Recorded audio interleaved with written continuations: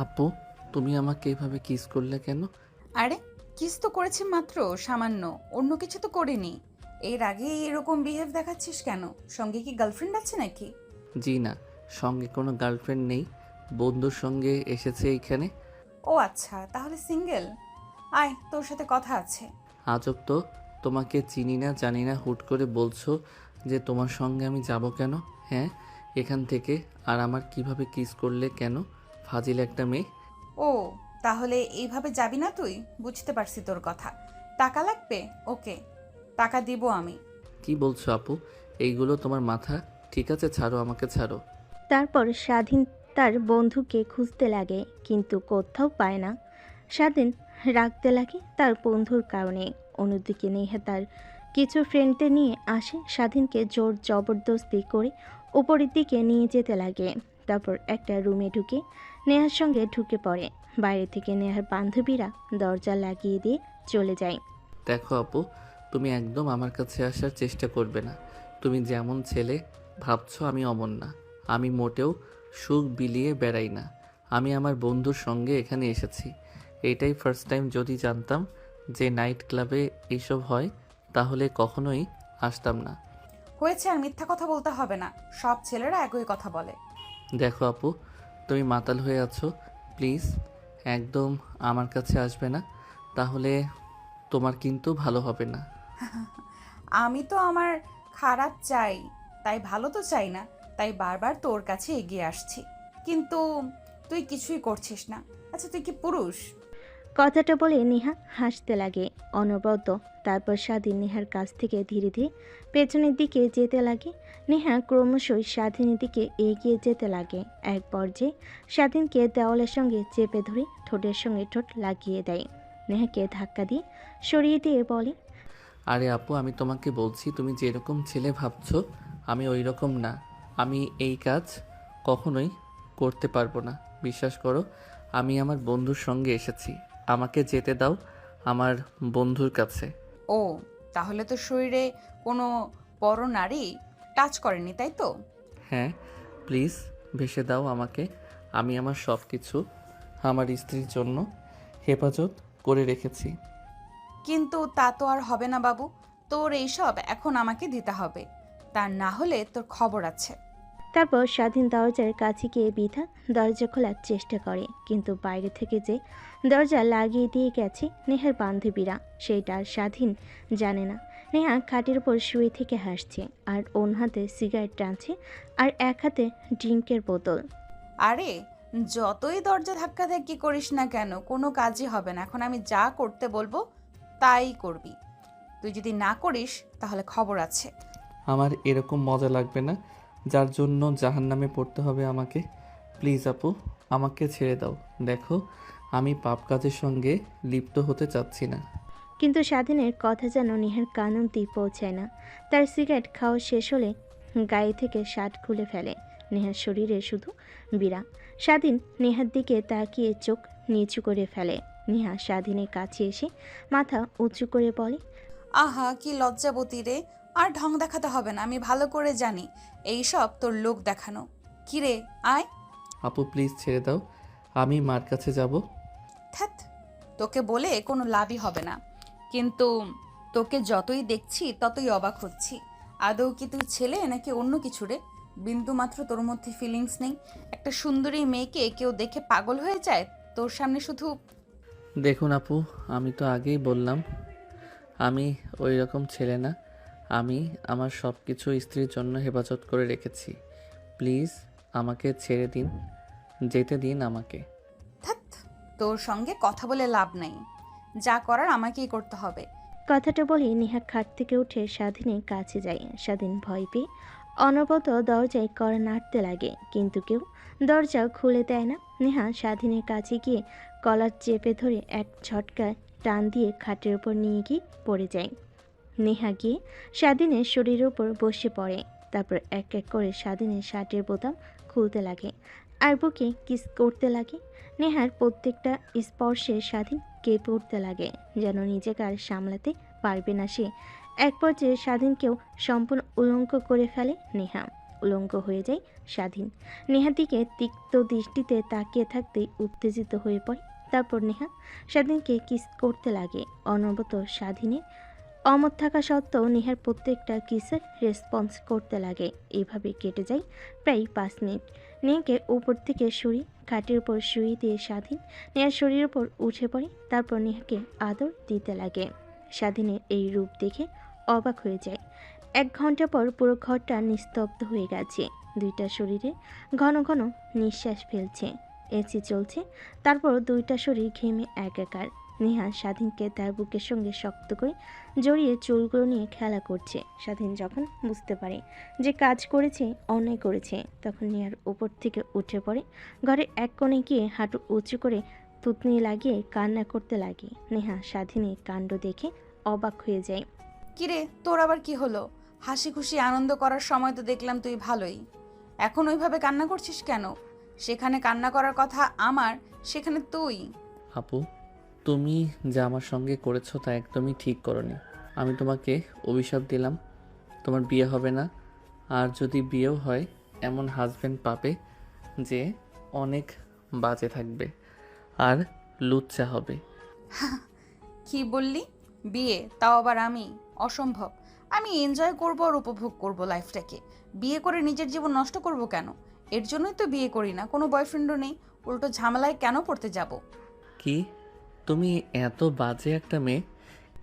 বাজে কথাটা শুনে নেহার কেন জানি অনেক খারাপ লাগে। খাট থেকে উঠে ওই অবস্থাতে স্বাধীনের কাছে এসে ঠাস ঠাস করে থাপ্পড় লাগিয়ে দিয়ে বলে,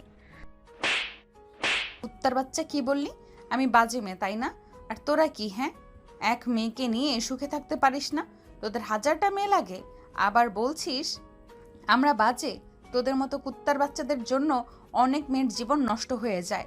অনেক মেয়ে সুইসাইড পর্যন্ত করে ফেলে তোদের জন্য। কি বলছেন এইগুলো আপনি? আর আমাকে মারলেন কেন? আমি আবার কোন মেয়ের জীবন নষ্ট করলাম? তুই না, কিন্তু তোর মতো ছেলে মানুষই অনেক খারাপ।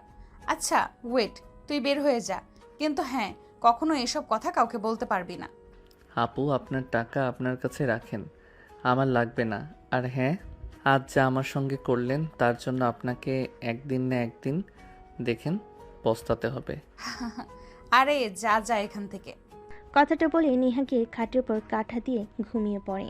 স্বাধীন ফ্লোর থেকে তার পোশাক উঠিয়ে পরিধান করে নেয়। তারপর দরজার কাছে এসে দাঁড়িয়ে কড়া নাড়তে যাবে, দেখে দরজা খোলা। স্বাধীন দেখে অবাক হয়ে যায়। একটু আগে এই দরজা কতবার নক করেছে, কিন্তু খুলিনি। এখন দরজা সঙ্গে হাত লাগার সঙ্গে সঙ্গেই খুলে গেল। আর কোনো চিন্তা না করে রুম থেকে বেরিয়ে যায় স্বাধীন। শেষবার নেহার দিকে তাকাই, দেখে একটা মায়াবী মেয়ে খাটের উপর শুয়ে আছে। যেন কেউ দেখে বুঝতে পারবে না এই মেয়েটা এত জঘন্য। স্বাধীন সেদিকে এক পলক তাকিয়ে আবার যেতে লাগে। নিচে এসে দেখে তার বন্ধু সোফায় বসে চিন্তা করছে কি যেন। স্বাধীন সামনে দাঁড়াতে স্বাধীনের বন্ধু মাথা তুলে উপরের দিকে তাকায়। স্বাধীনকে দেখতে পেয়ে জড়িয়ে ধরে বলতে লাগে, আরে কোথায় হারিয়ে গিয়েছিলি তুই? এতবার ফোন করছি, মেসেজ দিছি, কোনো রিপ্লাই পাচ্ছি না। কোথায় গিয়েছিস? অনেক টেনশন হচ্ছিল আমার। একটাবার বলে যাবি না আমাকে? তোকে আগে অনেকবার বলেছিলাম আমি এই জায়গাটাতে আসবো না, কিন্তু তুই তো আমার কোনো কথাই শুনলি না। বললি যে ভাবি এইখানে আসবে। আচ্ছা, এখানে যারা আছে প্রত্যেক মেয়ে কি বাজি নাকি? কেন রে, হঠাৎ এই প্রশ্ন করছিস যে? স্বাধীন ভাবতে লাগে সজীবকে বল আদৌ কি ঠিক হবে। নেহা তো বলেছে যেন কাউকে না বলি, তাই বলল না কিছু। না বলে স্বাধীন তার বন্ধুকে নিয়ে নাইট ক্লাবের বাইরে চলে আসে। তারপর গাড়ি করে স্টার্ট দিয়ে বাসার দিকে যেতে লাগে।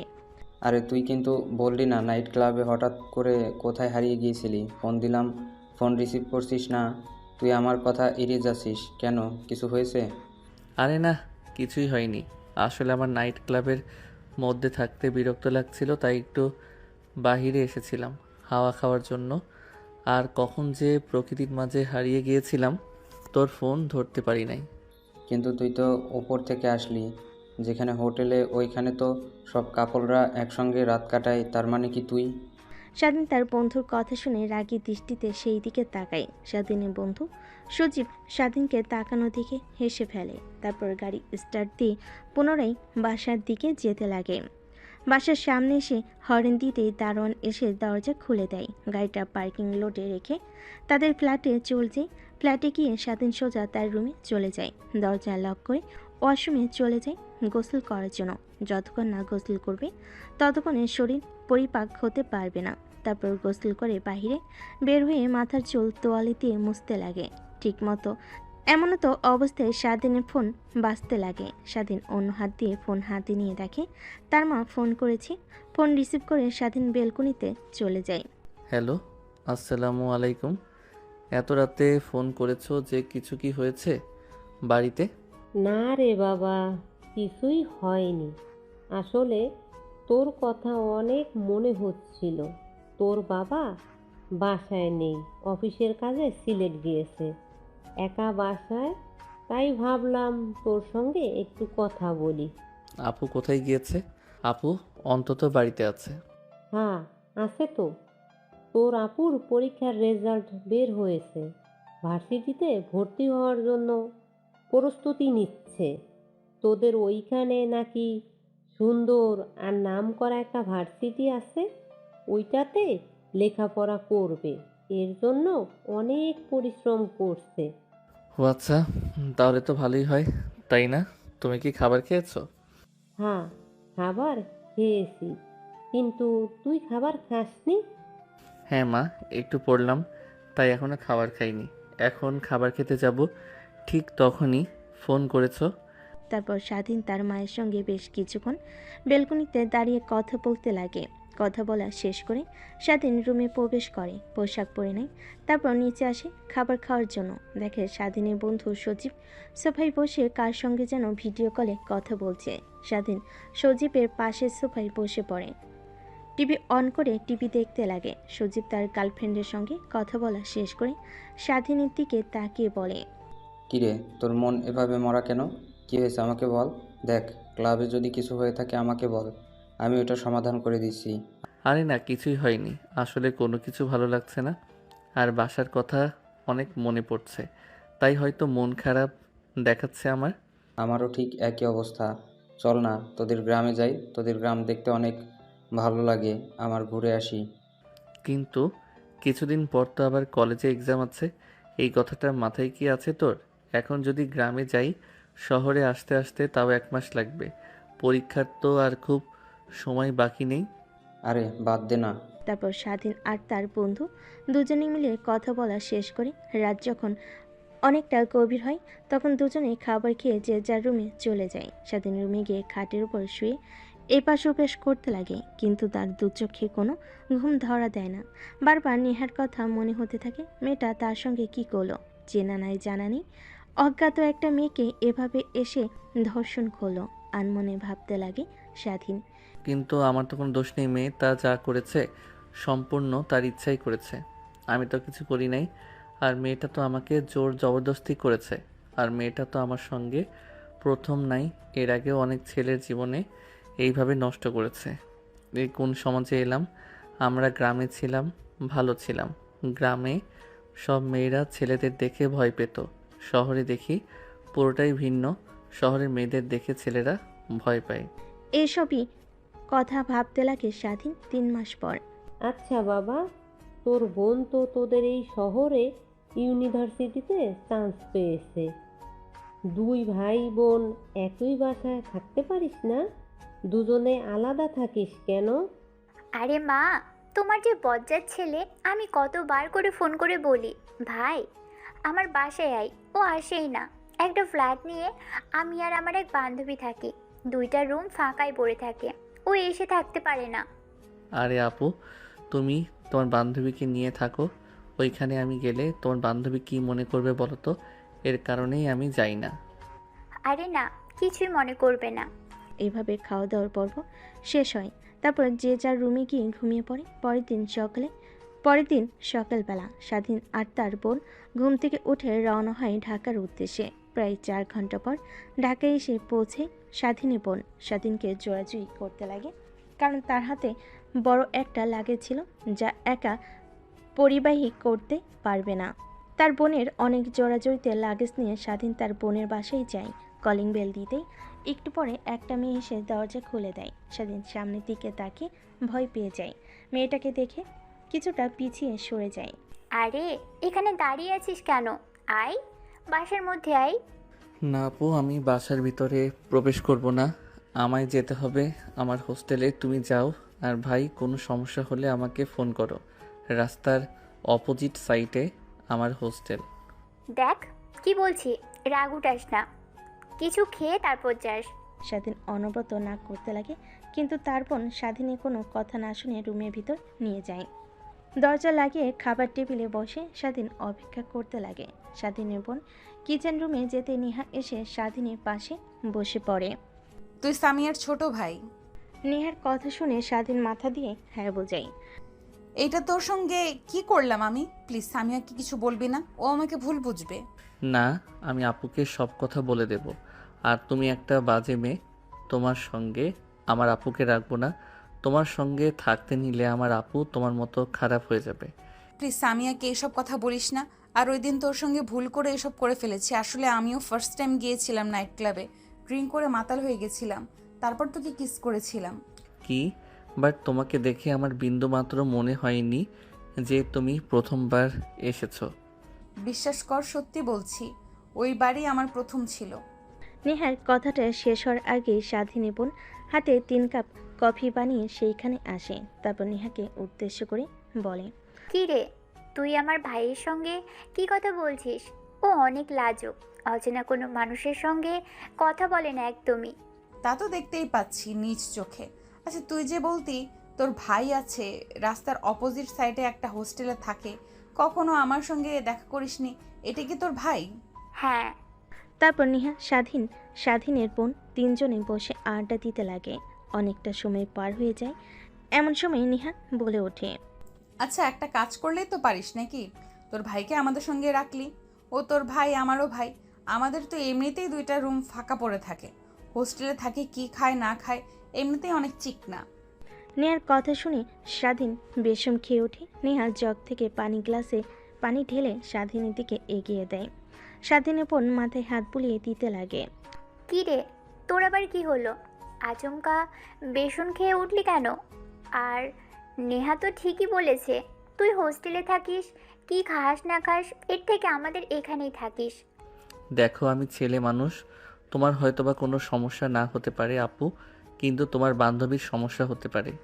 আমি হোস্টেলে ভালো আছি। আরে না, আমার কিছুই হবে না। সামিয়া যেমন তোমার বোন, ঠিক আমিও তোমার বোনের মতোই। আপনি বোন না অন্য কিছু, সেই কথা না বললাম। আমি এখানে আসলে রাতে আমার সঙ্গে সবসময় উল্টাপাল্টা কাজ করতে পারবেন আপুর চোখ আড়াল করে, তাই না? আমি একদমই আসবো না। কথাটা তার মনে ভাবতে লাগে। স্বাধীন ঠিক তখনই পাশ থেকে স্বাধীনের বোন আবার বলে ওঠে, কি রে, তুই আবার কি ভাবছিস? যা বলেছি তাই তোকে করতে হবে, কোথাও যেতে দিব না, এখানেই থাকবি। আর হোস্টেল থেকে আগামীকাল গিয়ে সব কিছু নিয়ে আসবি। না আপু, আমি এখানে একদমই থাকতে পারবো না। কেন থাকতে পারবি না তুই? দেখ, আমি যা বলেছি তোকে তাই করতে হবে, না হলে মা বাবাকে বলে দিব তোকে যেন পড়াশোনা করতে কোনো প্রকার টাকা না দেয়। আপু, ওইখানে আমার বন্ধু আছে, ওর সঙ্গে থাকি। আর এখানে আসলে তো আড্ডা দেওয়ার মতো কেউ নেই, তাই এখান থাকতে পারবো না। ও আচ্ছা, এ ব্যাপার। তা আমাদের পাশের রুমটা তো সবসময় খালি পড়ে থাকে, ওটাতে না হয় ও থাকলো, সমস্যা নেই, ওকেও নিয়ে আসিস কাল। হ্যাঁ? কিন্তু কোনো কিন্তু না, যা বলেছি তাই করবি।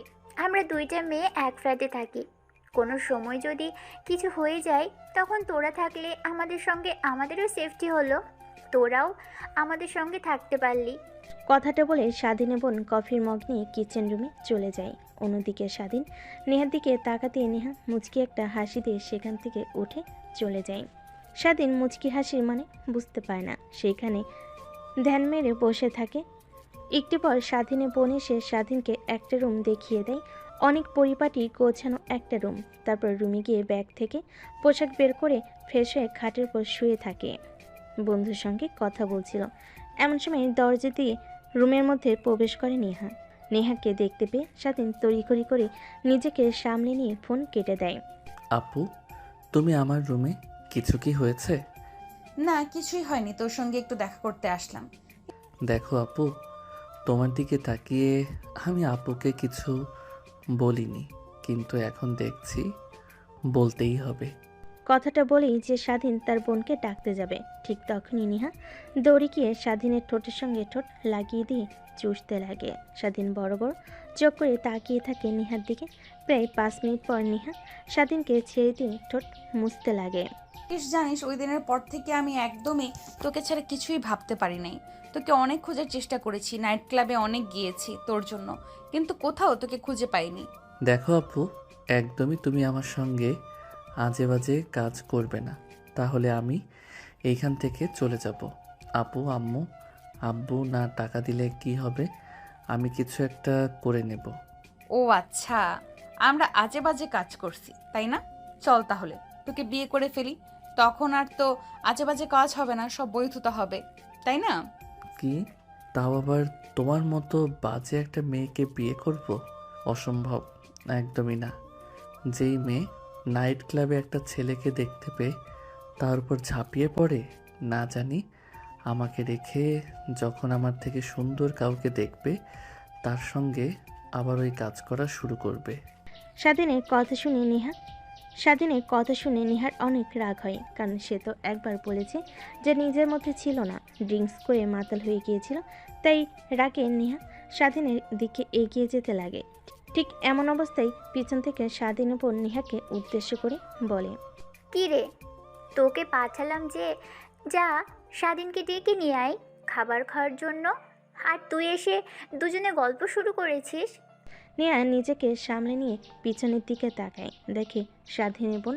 তারপর নেহা তার মুখে কৃত্রিম হাসি রেখা টেনে বলে, আরে তুই বললি না তোর ভাই অনেক লাজুক, তাই তোর ভাইয়ের লজ্জা ভাঙাচ্ছি।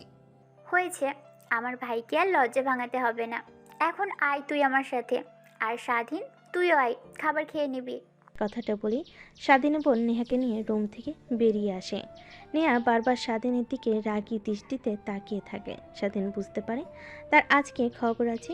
তারপর শোয়া থেকে উঠে খাবার টেবিলে চলে যায়।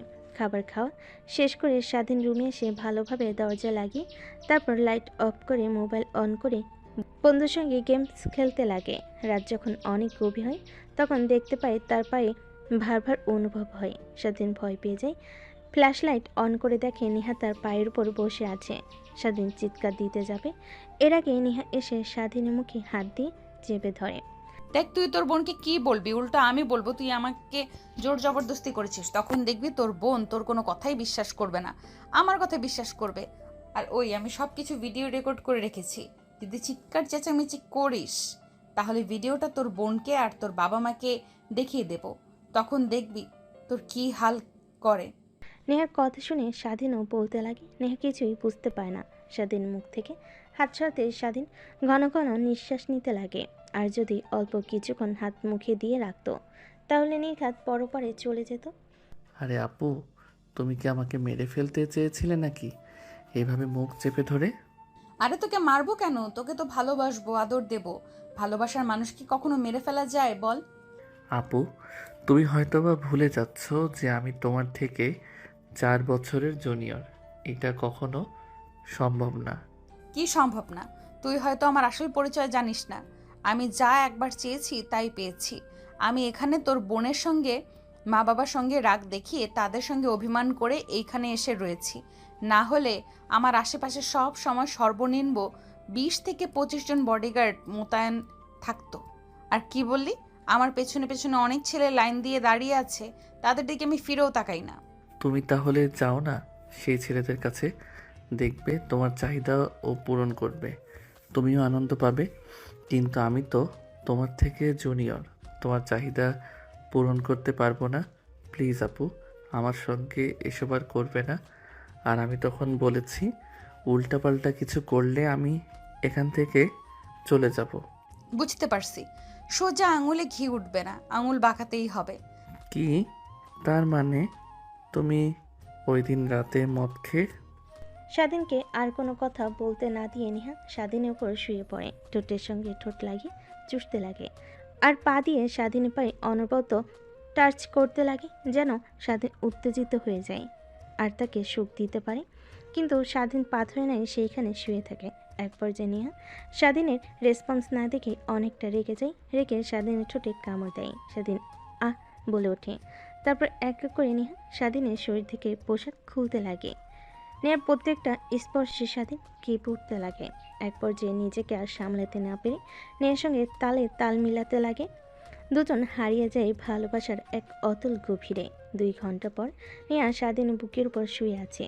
যাতে নেহার চুলগুলোতে হাত বুলিয়ে দিচ্ছে, যেন সে নিজের মধ্যে নেই। ঠিক তখনই নেহা বলে ওঠে, আচ্ছা জানিস, তোকে যে বলেছিলাম না আমি ড্রিঙ্ক করে মাতাল হয়ে তোর সঙ্গে ওইসব করেছি, মিথ্যা কথা বলেছি।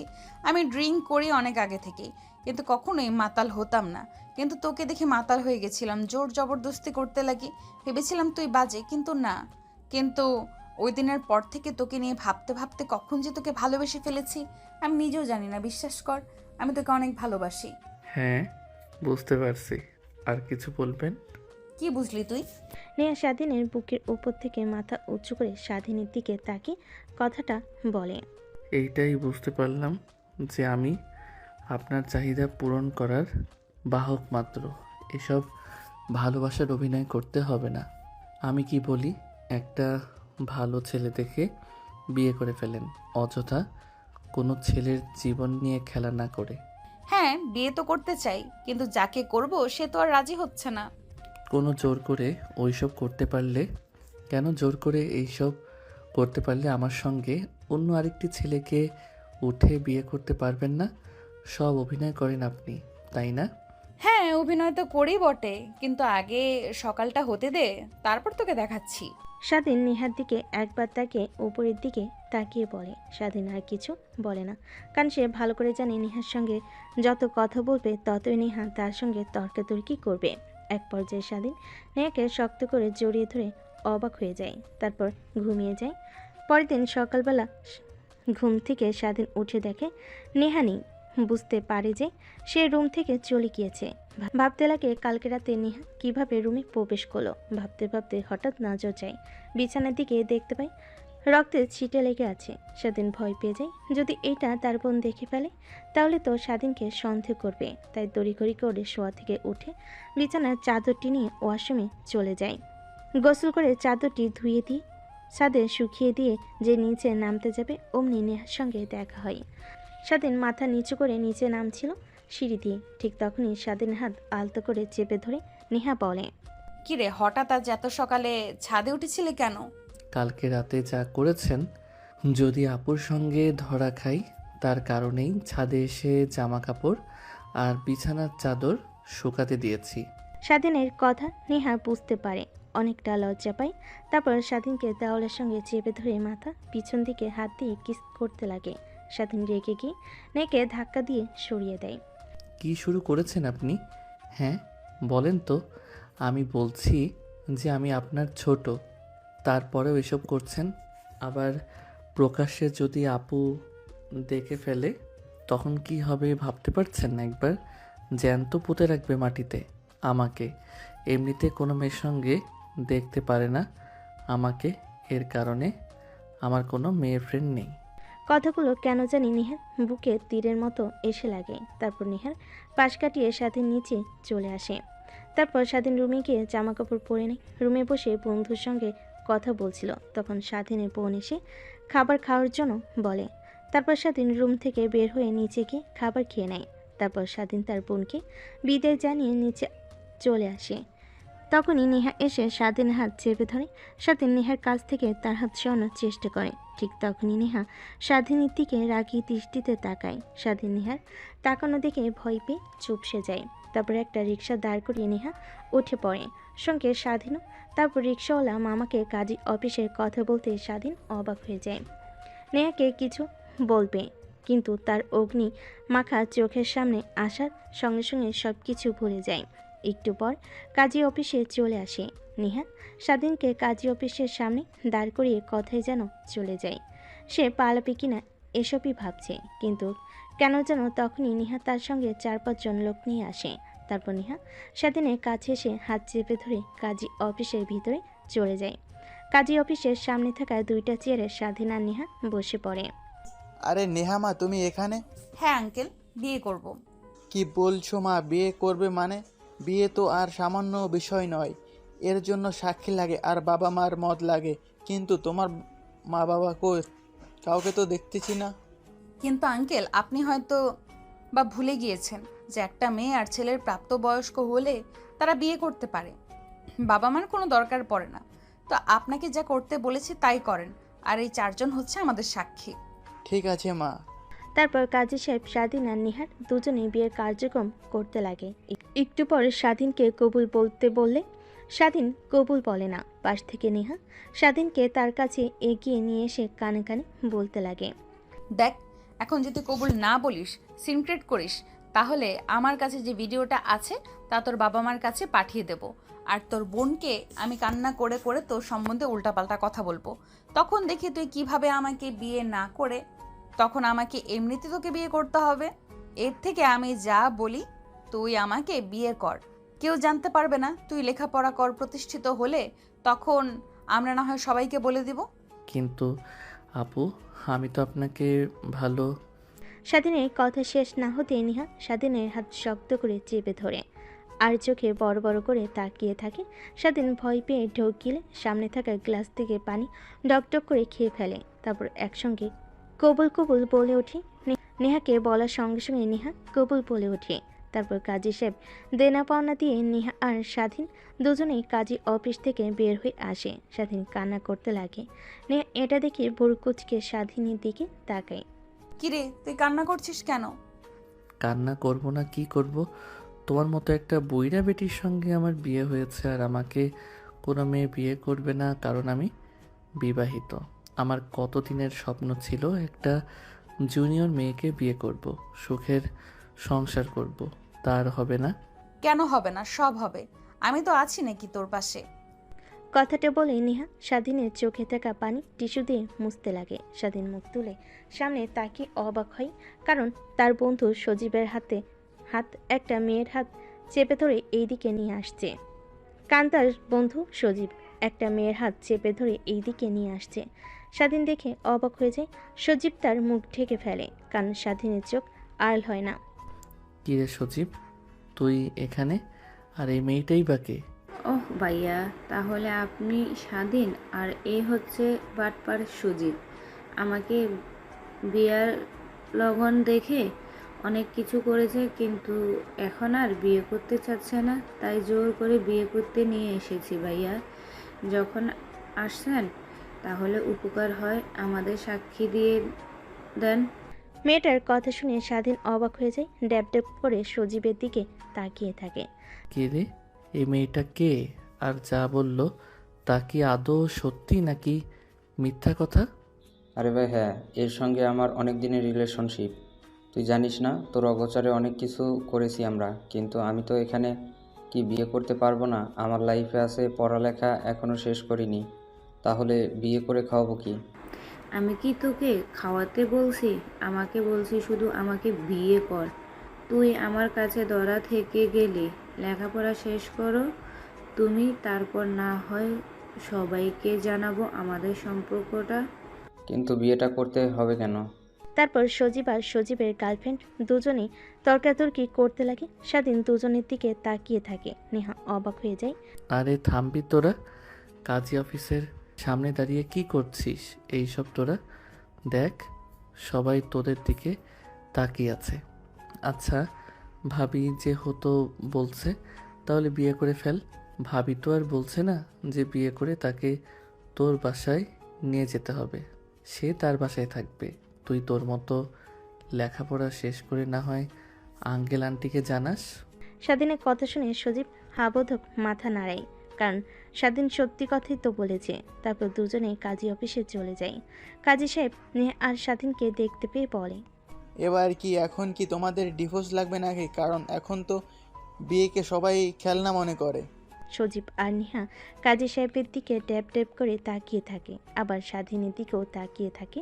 স্বাধীন পরিস্থিতি স্বাভাবিক করার জন্য বলে, আরে আঙ্কেল না, এ যে আমার বন্ধু, এ বিয়ে করবে, এর জন্য এসেছি সাক্ষী হিসেবে। ও আচ্ছা, তাই বলো। আমি আবার উল্টো পাল্টা চিন্তা করেছি। তা বস তোমরা। স্বাধীন আর নেহা সজীব আর সজীবের গার্লফ্রেন্ড বসে পড়ে। তারপর কাজী সাহেব বিয়ের কার্যক্রম শুরু করে বিয়ে পড়ানো শুরু করে। বিয়ে পড়ানো শেষ হলে বাহিরে চলে আসে। স্বাধীনের দিকে সজীব ড্যাপ ড্যাপ করে তাকিয়ে থাকে। স্বাধীন এটা দেখে পরিস্থিতি সামলানোর জন্য বলে, আরে ভাই, এইভাবে তাকিয়ে আছিস কেন? কোনো লাভ হবে না, বুঝলি? এখন চল, ট্রিট দিতে হবে আমাদের। বিয়ে করেছিস না? সেটা না হয় বুঝতে পারলাম, বাট কাজী সাহেব তোমাদের দুজনকে দেখে ওই কথা বললো কেন? ডিভোর্সের কথা আবার বিয়ের কথা? আরে উনি আমাদের হয়তোবা অন্য কেউ ভেবে নিয়েছে।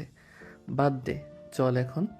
না না না, যাওয়া যাবে না। আগে এটার উত্তর দে, তারপর। আচ্ছা আপু, আপনি বলেন তো কি হয়েছে? তারপর সজীবকে নেহা সব কথা খুলে বলে তাদের বিয়ের কথা। শুধুমাত্র সজীব কথাটা শুনে হাসতে লাগে। স্বাধীনের অনেক রাগ হতে লাগে। সজীবের কাছে গিয়ে একটা ঘুষি মেরে বলতে লাগে, দেখ, তোর বিয়ের কথা আমি জানি, আমার বিয়ের কথা তুই। বাই চান্স কেউ যদি জানতে পারে আমাদের এই বিয়ের কথা, তাহলে কিন্তু খবর আছে। আর তোর কথা আমি সবাইকে বলে দেব তখন। আরে পাগল নাকি তুই? কাউকে বলবি না, আমিও কাউকে বলবো না। এখন চল, তুই আমাকে ট্রিট দিবি। আমি কেন তোকে ট্রিট দিতে যাব? তোদের বিয়ের সাক্ষী আমরা দিয়েছি, আমাদের তুই ট্রিট দিবি? তখনই নেহা পাশ থেকে বলে, চলো, তোমাদের কাউকেই ট্রিট দিতে হবে না, আমি তোমাদের খাওয়াবো। তারপর দুইটা রিক্সা দাঁড় করিয়ে চারজন উঠে পড়ে। তারপর একটা রেস্টুরেন্টের সামনে গিয়ে নেমে রিক্সাওয়ালাকে ভাড়া দিতে চলে যায়। তারপর তারা রেস্টুরেন্টে ঢুকে খাওয়া দাওয়া করে চারজনে অনেক এনজয় করতে লাগে। দেখতে দেখতে অনেকটা সময় পার হয়ে যায়। তারপর চারজন রেস্টুরেন্ট থেকে বের হয়ে রিক্সা নিয়ে পুরো শহরটা ঘুরতে লাগে। এমন সময় স্বাধীনের ফোন বাজতে লাগে। পকেট থেকে ফোন বের করতেই নেহা একটু কৌতূহল নিয়ে হাত থেকে ফোন কেড়ে নিয়ে দেখে আপু লেখা। বুঝতে পারে সামিয়া ফোন করেছে, তাই স্বাধীনের দিকে এগিয়ে দেয়। স্বাধীন নেহাকে চোখ বাঁকিয়ে প্রশ্ন করে, এখন আপুকে কি বলবো বলেন? আপু তো বলেছিল যে হোস্টেল থেকে সব কিছু গুছিয়ে যেন খুব তাড়াতাড়ি বাসায় যাই, কিন্তু আমরা তো বাহিরে দিয়ে ঘুরছি এখন। কিছু একটা বলো তুমি।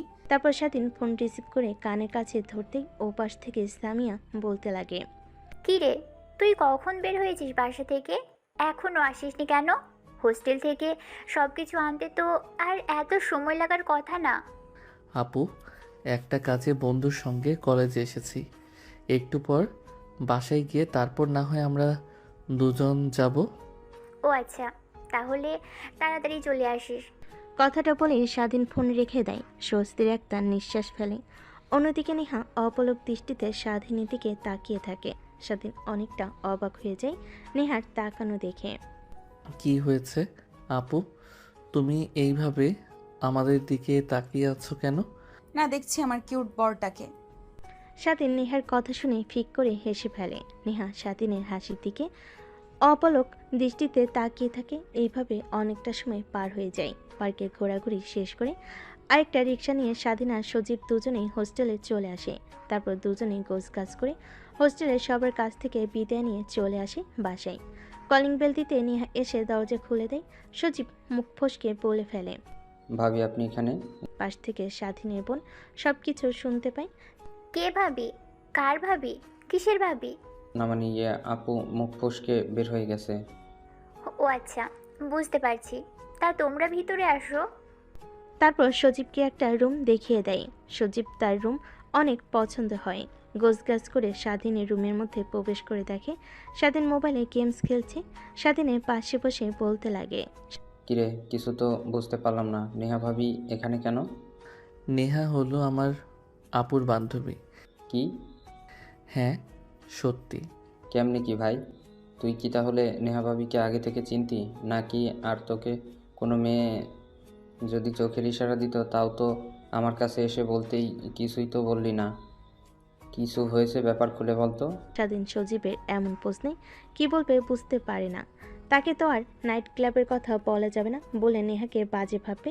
তাই ভাবতে লাগে কি বলা যায়। এক পর্যায়ে বলতে লাগে, তুই যেরকম আমার কাছ থেকে মিমের কথা লুকিয়েছিস, ঠিক আমি একই রকম নেহার কথা লুকিয়েছি তোর কাছ থেকে। ও আচ্ছা, তাই বল। তারপর সজীব আর স্বাধীন দুজনেই কথা বলতে লাগে। অনেকটা সময় পার হয়ে গেলে স্বাধীন বোন তাদের দুজনকে ডাকতে লাগে খাবার খাওয়ার জন্য। তারপর খাবার টেবিলে গিয়ে খাওয়া দাওয়া শেষ করে যে যার রুমে গিয়ে ঘুমিয়ে পড়ে।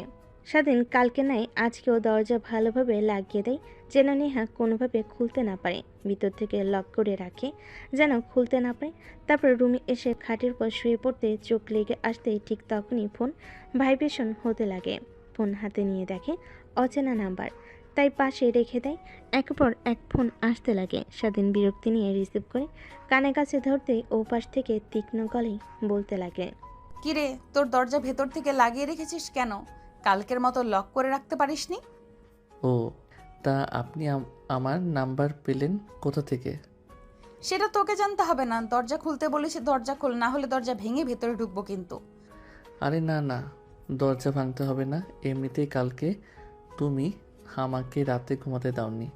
প্লিজ, আজকে কিছু হবে না, ঘুম পাচ্ছে অনেক। তুই দরজা খুলবি কিনা সেটাই আগে বল। নেহার রাগী কণ্ঠ দেখে স্বাধীন ভয় পেয়ে যায়। দরজা খুলে দিতে নেহা রুমের মধ্যে প্রবেশ করে দরজা লাগিয়ে দিয়ে স্বাধীনের দিকে রাগী দৃষ্টিতে তাকায়। কি বলেছিলি দরজা খুলবে না, তাই না? ওয়েট, দেখাচ্ছি তোকে মজা। কথাটা বলে নেহা স্বাধীনের দিকে এগিয়ে যেতেই লাগে। কালকে নাই আজকেও স্বাধীন পিছু হতে লাগে।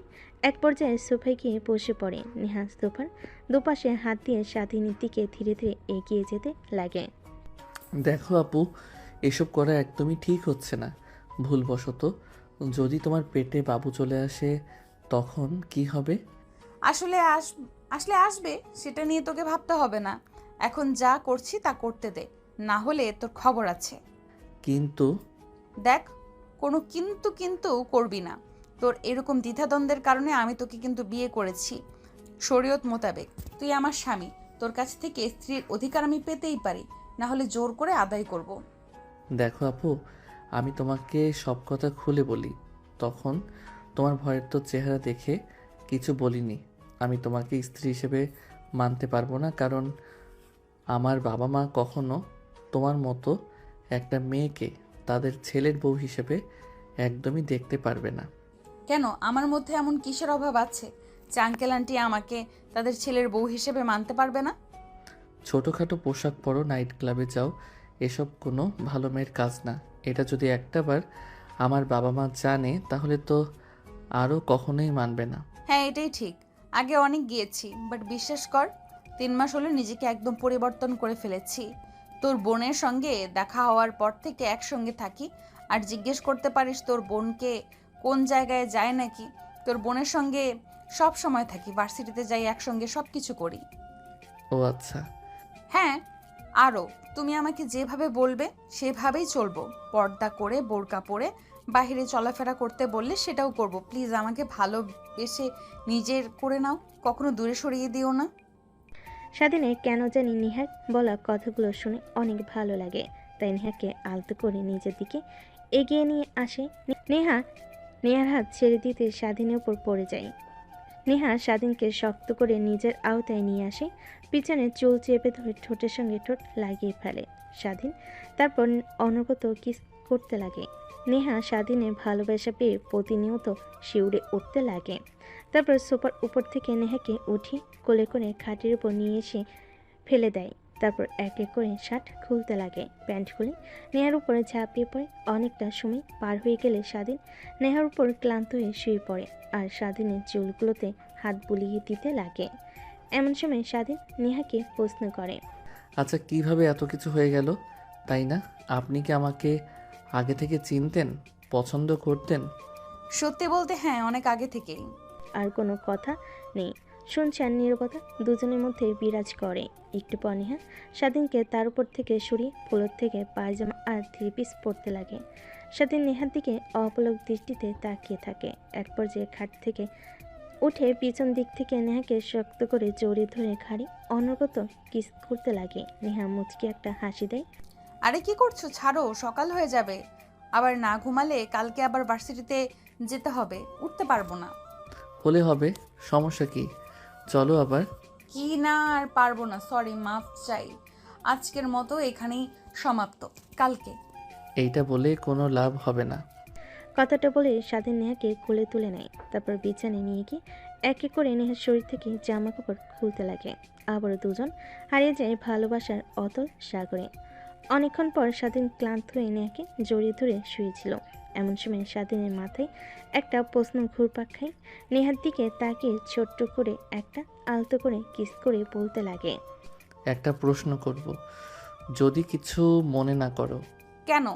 একটা কেন, হাজারটা প্রশ্ন করো, আমি সব প্রশ্নের উত্তর দিব নির্দ্বিধায়। আচ্ছা, আপনি কি এতিম না আপনার ফ্যামিলি আছে? আমার ফ্যামিলি আছে, বাবা মা ভাই বোন সবাই আছে। তাহলে একা থাকেন কেন? আর আপু বলল যে আপনার কথা মা বাবার কাছে, আপনি নাকি আপনার মা বাবার সঙ্গে অভিমান করে রয়েছেন। হ্যাঁ, কিন্তু কেন? তুমি যেহেতু আমার স্বামী, তোমাকে সব কথা বলার অধিকার আছে। আমার বাবা হলো এই শহরের নামকরা বিজনেসম্যান, নাম্বার 1 কোম্পানির মালিক ইমরান চৌধুরী। তুমি হয়তোবা নাম শুনেছো। হ্যাঁ, শুনেছি তো, অনেক কোটিপতি বাংলাদেশের নাম্বার 1 কোম্পানির মালিক। হ্যাঁ, কিন্তু এটাই হলো আমার শত্রু। প্রতিনিয়ত বাবার রুলস ফর্মালিটি মেনে চলতে তার বডিগার্ড সর্বক্ষণ আমাকে পাহারা দেয়। আমার যা একদমই ভালো লাগে না, আর তাদের লাইফস্টাইল আমার অনেক বাজে লাগে। তাই সাধারণ মানুষের মতো জীবনযাপন করতে চাই। বাবাকে বলতে নিলে সে বলে তার অনেক শত্রু, আমার বিপদ হবে, তাই সে আমাকে একা ছাড়তে চায় না। তাই বাবা মার সঙ্গে ঝামেলা করে আমি বাসা থেকে বের হয়ে আসি। তারপরে শহরে এসে এই বাসা কিনে এখানে উঠি। তারপর ভার্সিটিতে গেলে তোমার বোনের সঙ্গে আমার পরিচয় হয়। সেই থেকেই আমরা দুজন একসাথেই থাকি। ও আচ্ছা, তাহলে এই ব্যাপার।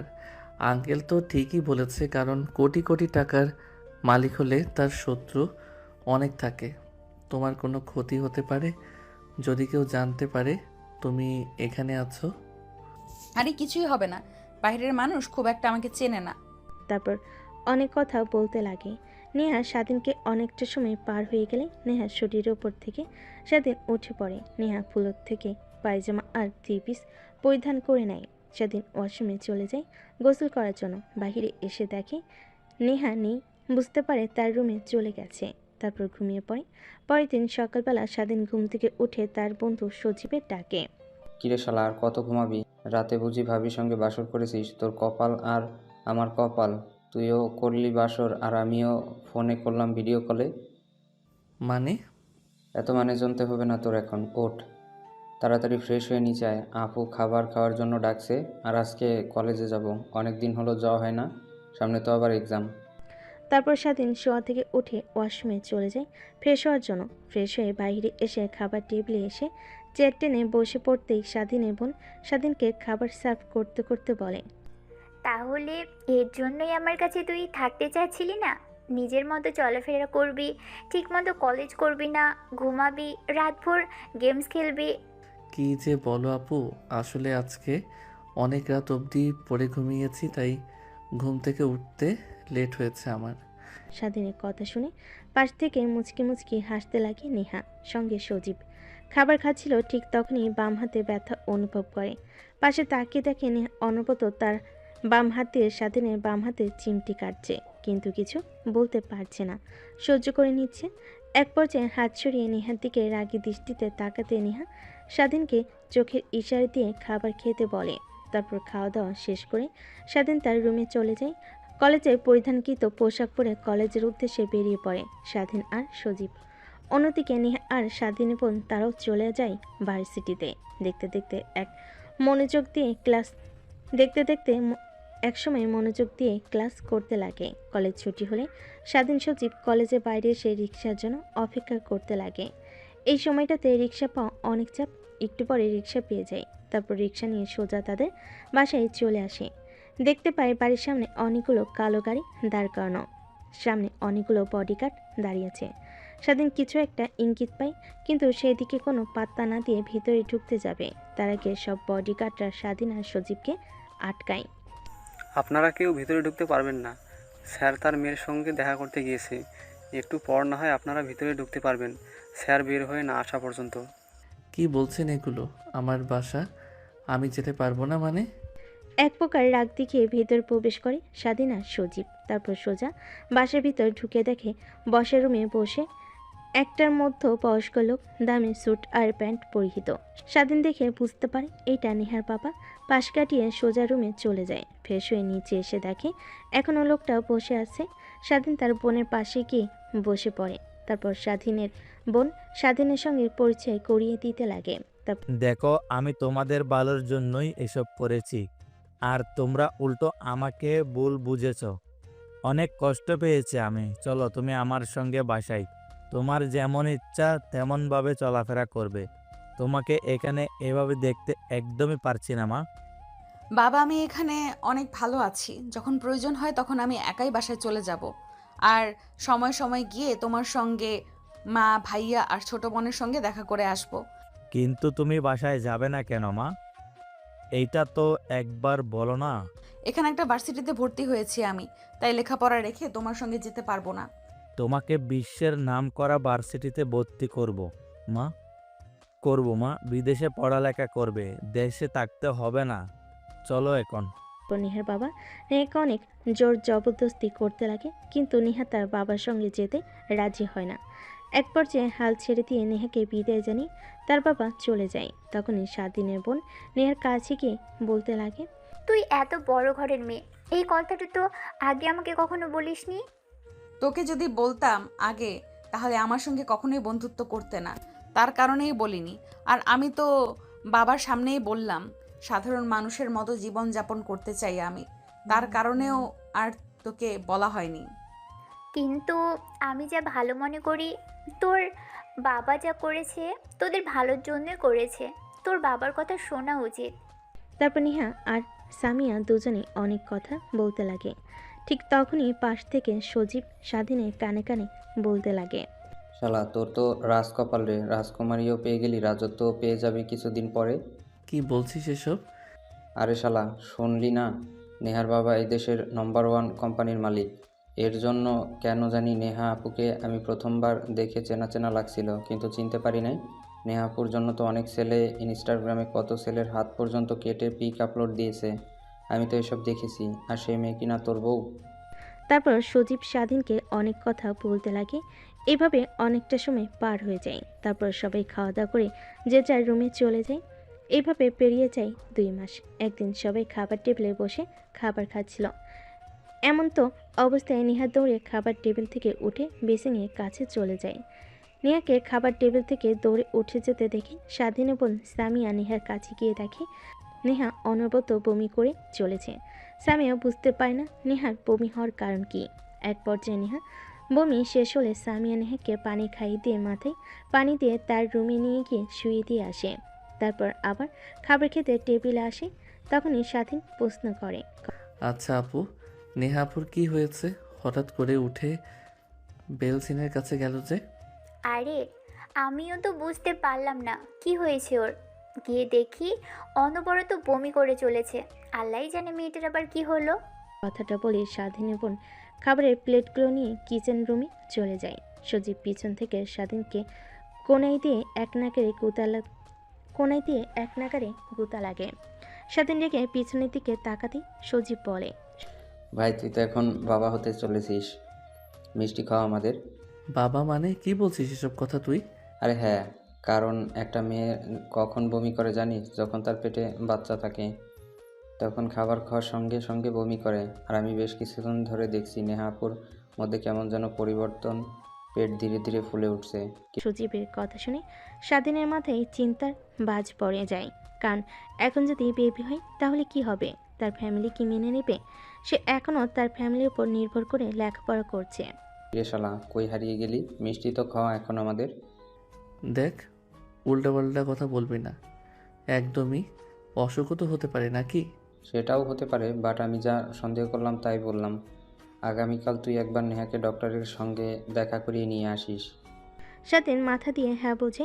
তারপর সোজা রুমে চলে যায়। রাত একটু গভীর হলে স্বাধীন রুম থেকে বের হয়ে দরজা লাগিয়ে নেহার রুমে দরজা খুলে ভিতরে ঢুকে পড়ে। দেখে নেহা বই পড়ছে। স্বাধীনকে দেখতে পেয়ে বইটা পাশে রেখে দেয়। স্বাধীন সে নেহার পাশে বসে পড়ে, মাথায় হাত বুলিয়ে দিতে লাগে। নেহা স্বাধীনের বুকে মাথা রাখে। স্বাধীন নেহাকে শক্ত করে জড়িয়ে ধরে। কি হয়েছে তোমার? এইভাবে বমি করলে কেন? জানি না, বেশ কিছুদিন হলো এরকম হচ্ছে আর অনেক টক খেতে ইচ্ছে করছে। এর কারণ তো কিছুই বুঝতে পারছি না। নেহার কথা শুনে স্বাধীনের আরও সন্দেহ গাঢ় হয়, কারণ এই লক্ষণ তো গর্ভবতী মায়েদের একমাত্র হয়। কি ভাবছো এভাবে? আচ্ছা, আমি যদি মারা যাই তুমি অনেক খুশি হবে, তাই না? কারণ জোর করে বিয়ে করেছি, জোর করে ভালোবাসার অধিকার আদায় করে নিয়েছি। আমি মরে গেলে এসব আর কে করবে? অনেক খুশি হবে তুমি। নেহার কথা শুনে স্বাধীনের বুকের বাঁ পাশে চিনচিনে ব্যথা হতে লাগে। কিছুই হবে না, তোমায় কিছুই হয়নি। কালকে আপুর সঙ্গে ডাক্তারের কাছে যেও, তাহলে এই চিন্তা মুক্ত হয়ে পড়বে। আর হ্যাঁ, প্রথমে হয়তো তোমাকে ভালোবাসিনি, কিন্তু এখন বিশ্বাস করো, অনেক অনেক ভালোবাসি, নিজের জীবনের থেকেও বেশি। কথাটা বলে স্বাধীন নেহার কপালে আলতো করে একটা চুমু দেয়, তারপর আবার বলতে লাগে। আচ্ছা, এখন যদি তোমার বাবা আসে আর বলে তোমাকে তার সঙ্গে নিয়ে যাবে, যেইভাবেই হোক, তখন কি তুমি আমাকে ভুলে যাবে? স্বাধীন নামে কেউ তোমার জীবনের সঙ্গে জড়িয়েছিল? আরে না, পাগল নাকি তুমি? আমার স্বামী আর আমার অ্যাকাউন্টে যত টাকা আছে তুমি আজীবন বসে খেয়েও ফুরাতে পারবে না। আমি বলবো না বিয়ে করেছি, আমার স্বামী তুমি পরিচয় করিয়ে দেব, তারপর বাবা রেগে একা চলে যাব। কথাটা বলে নেহা স্বাধীনকে জড়িয়ে ধরে। এভাবে অনেকটা সময় পার হয়ে যায়। এমন সময় স্বাধীন বলে, চলো বাইরে যাই, অনেক সুন্দর চাঁদ উঠেছে, ছাদ থেকে অনেক ভালো দেখাবে। ছাদে যাও, আমি কফি বানিয়ে আনছি। তারপর স্বাধীন কিচেন রুমে গিয়ে কফি বানিয়ে ছাদে যায়। দেখে নেহা দোলনায় বসে আছে। স্বাধীন নেহার পাশে বসে পড়ে মুক্ত আকাশে পূর্ণিমার জ্যোৎস্না দেখতে লাগে দুজন মিলে। এভাবে অনেকটা সময় পার হয়ে গেলে রাত যখন গভীর হয়, তখন স্বাধীন নেহাকে কোলে তুলে নেয়। তারপর সিঁড়ি দিয়ে নিচে নেমে নেহার রুমে নেহাকে দিয়ে স্বাধীন তার রুমে এসে ঘুমিয়ে পড়ে। পরের দিন সকালবেলা স্বাধীন ঘুম থেকে উঠে ফ্রেশ হয়ে কলেজে চলে যায়। অন্যদিকে নেহা স্বাধীনের বোনকে নিয়ে হসপিটালে চলে যায়। স্বাধীন ক্লাসে মনোযোগ দিতে পারে না, যদি তার সন্দেহটা ঠিক হয়, আবার যদি নেহার কোনো মারাত্মক রোগ হয়। এসব বিষয় নিয়ে চিন্তা করতে করতে ক্লাস শেষ করে কলেজ ছুটি হলে বাসে এসে দেখে নেহা বসার রুমে বসে আছে চিন্তিত হয়ে, পাশে তার বোন। স্বাধীন রুমের দিকে যাচ্ছিল, এমন সময় পিছন থেকে তার বোন ডাক দেয়। স্বাধীন বাধ্য ছেলের মতো তার বোনের সামনে গিয়ে দাঁড়ায়। স্বাধীনের বোন বসা থেকে উঠে স্বাধীনের গালে ঠাস ঠাস করে থাপ্পড় মারতে লাগে। এইটুকু ছেলে হয়ে বিয়ে করে ফেলেছিস, আবার বাবাও হতে চলেছিস। একটাবার কাউকে জানানোর প্রয়োজন মনে করলি না? ছি, আমার বলতেও ঘেন্না হচ্ছে। তুই আমার ভাই। স্বাধীন যা বোঝার বুঝে ফেলেছে। নেহা তার বোনকে সব কথা খুলে বলেছে। স্বাধীন মাটির দিকে তাকিয়ে থাকে, আরেকটা থাপ্পড় দিতে যাবে সামিয়া। এমন সময় নেহা এসে সামিয়ার হাত চেপে ধরে। দেখো, ওর কোনো দোষ নেই, আমি জোর করে বিয়ে করেছি আর সবাইকে বলতে নিষেধ করেছি, এর কারণেই কাউকে বলিনি। স্বাধীন, তাই বলে আমাকেও বলবে না? আমি ওর বোন হই। আমি কি তোদের সম্পর্কটা মেনে নিতাম না? উল্টো আমি মা বাবাকে বোঝাতাম। আর এখন কি বলবো? তার ছেলে লুকিয়ে বিয়ে করেছে, আবার বাচ্চার বাবা হচ্ছে। তখন বাবা মা কি বলবে বুঝতে পারছিস তোরা? আপু, ভুল করে ফেলেছি, প্লিজ তুমি বাবা মাকে রাজি করো। আর নেহার কোনো দোষ নেই, যা করার আমি করেছি, ওর সঙ্গে জোর করে বিয়ে করেছি ওকে। তারপর নেহা স্বাধীনের বোন তিনজনের কথা বলতে লাগে। তার সজীব দর্শকের ন্যায় দাঁড়িয়ে আছে। স্বাধীনের বোন মাথা চেপে ধরে সোফায় বসে পড়ে। আচ্ছা, তুই তোর রুমে যা, পোশাক পরিবর্তন করে আয়। আমি মা বাবাকে এখনই আসতে বলছি ঢাকায়। স্বাধীন তার রুমে চলে যায় পোশাক পরিবর্তন করার জন্য। ওয়াশরুমে যায় ফ্রেশ হওয়ার জন্য। বাইরে এসে দেখে নেহা তোয়ালে হাতে নিয়ে দাঁড়িয়ে আছে। স্বাধীন নেহাকে কি বলবে কিছুই বুঝতে পারে না। নেহার হাত থেকে তোয়ালেটা নিয়ে মুখ মুছতে লাগে। নেহা বুঝতে পারে স্বাধীন অনেক অভিমান করে আছে তার উপর, কারণ সে এখন বেবি চায়নি। দেখো, এখানে তো আমাদের কোনো হাত নেই। স্বয়ং আল্লাহ তাআলা চেয়েছিলেন যে আমাদের এই সম্পর্কটা সবার মাঝে যেন প্রকাশ পায়। লুকিয়ে লুকিয়ে সম্পর্কটা চালানোর থেকে প্রকাশ পেয়ে সবার মাঝে, এটাই ভালো। আর তুমি নারাজ হয়ে থেকো না প্লিজ। আরে পাগলি, কি বলো? নারাজ হয়ে থাকবো কেন? আমি বাচ্চার বাবা হচ্ছি, এটা তো অনেক আনন্দের কথা, তাই না? আমি অনেক খুশি। আর তোমাকে দেখে একটুও মনে হচ্ছে না। স্বাধীন খুশি হয়ে নেহাকে শক্ত করে জড়িয়ে ধরে উপরে তুলে ঘোরাতে লাগে। আরে নামাও, নামাও, পড়ে যাবে, আর যে কেউ দেখতেও পারে। এখন আর দেখলে কোনো সমস্যা নেই, কারণ সবাই জেনে গেছে। হয়েছে, আর বলতে হবে না, চলো নিচে যাই, সবাই আমাদের জন্য অপেক্ষা করছে। তারপর নেহা আর স্বাধীন দুজনেই নিচে চলে আসে। এভাবে সময় কোথা দিয়ে পার হয়ে যায় বুঝতেই পারে না। সন্ধ্যা হতেই স্বাধীনের বাবা মা সবাই চলে আসে। ইমিডিয়েটলি খবর দেওয়াতে তার একটু চিন্তিত হয়ে আসে। রুমের মধ্যে ঢুকে স্বাধীন আর সামিয়াকে সুস্থ দেখে স্বস্তির নিঃশ্বাস ফেলে। বাবা, তোদের কিছু হয়নি তো? হঠাৎ করে তোরা তাড়াহুড়া করে খবর দিলি, কিছু কি হয়েছে তোদের? স্বাধীন কোনো উত্তর না দিয়ে মাথা নিচু করে ফেলে। তারপর স্বাধীনের বোন তার বাবা মাকে সব কথা খুলে বলতে লাগে। অনেক রাগ হতে লাগে। নেহার দিকে তাকিয়ে নিমিষেই সব রাগ মাটি হয়ে যায় তাদের, কারণ এত সুন্দর একটা মেয়ে। নেহা এগিয়ে এসে স্বাধীনের মা বাবার পা ছুঁয়ে সালাম করে। বেঁচে থাকো মা, বেঁচে থাকো। কিন্তু তোমরা যা করেছো একদমই কাজটা ঠিক করনি। তোমরা যদি আমাদের বলতে, আমরা ধুমধাম করে আয়োজন করে বিয়ে দিতাম, কিন্তু যা করার তো করেই ফেলেছো। এখন ছেলের বিয়ে না দেখে নানা হচ্ছি।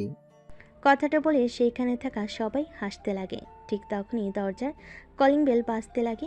স্বাধীনের বোন গিয়ে দরজা খুলে দেয়। তখনই হুড়মুড়িয়ে ভেতরে প্রবেশ করে নেহার বাবা মা, ভাই আর ছোট বোন। স্বাধীনের বাবা নেহার বাবাকে দেখে অবাক হয়ে যায়। দাঁড়িয়ে হ্যান্ডশেক করতে লাগে আর বলতে লাগে, আরে দোস্ত, তুই এখানে? আমারও তো একই প্রশ্ন, তুই এখানে কেন? আরে, এইটা হচ্ছে আমার মেয়ে, আর এটা হচ্ছে আমার ছেলে। এরা দুজন এই বাসাতে থাকে। কি, তার মানে স্বাধীন তোর ছেলে? আর নেহা মামনি তোর মেয়ে। নেহার বাবা মাথা দিয়ে হ্যাঁ বোঝায়। তারপর স্বাধীনের বাবা আর নেহার বাবা দুজনেই হাসতে লাগে। তারপর সব পরিবার মিলে নেহা আর স্বাধীনকে মেনে নেয়। সবাইকে অনেক খুশি দেখে স্বাধীন আর নেহা দুজনেই অনেক খুশি হয়। দেখতে দেখতে রাত হয়ে গেলে নেহা আর স্বাধীন তাদের রুমে চলে যায়। স্বাধীন নেহার কাছে এসে খাটের উপর বসে থেকে বলতে লাগে, কখনো ভাবতেও পারিনি যে সব কিছু এইভাবে ঠিক হয়ে যাবে। ভেবেছিলাম যদি একবার কোনোভাবে আপু কিংবা বাবা মা জানতে পারে তাহলে আমার খবর আছে। হ্যাঁ, কিন্তু দেখো এখন সবাই কত খুশি। আমাদের সম্পর্কটা জানার পর থেকে আরও খুশি। তারা যখন জানতে পেরেছে যে নানা দাদা হতে চলেছে তারা। তারপর নেহা ড্রেসিং টেবিলের সামনে থেকে খাটের উপর এসে বসে পড়ে। স্বাধীন নেহাকে জড়িয়ে ধরে খাটের উপর শুয়ে পড়ে। না না, আর কিছুই হবে না, বলে দিলাম। হবে না মানে আজকে হবে। আজকে আমাদের দ্বিতীয় বাসরাত, কারণ আছে, সবাই মেনে নিয়েছে আমাদের। কথাটা বলে স্বাধীন ঝাঁপিয়ে পড়ে নেহার উপর। আর বাকিটা আপনাদের না জানলেও চলবে। যদি জানার খুব ইচ্ছে হয় তাহলে বিয়ে করে নেন।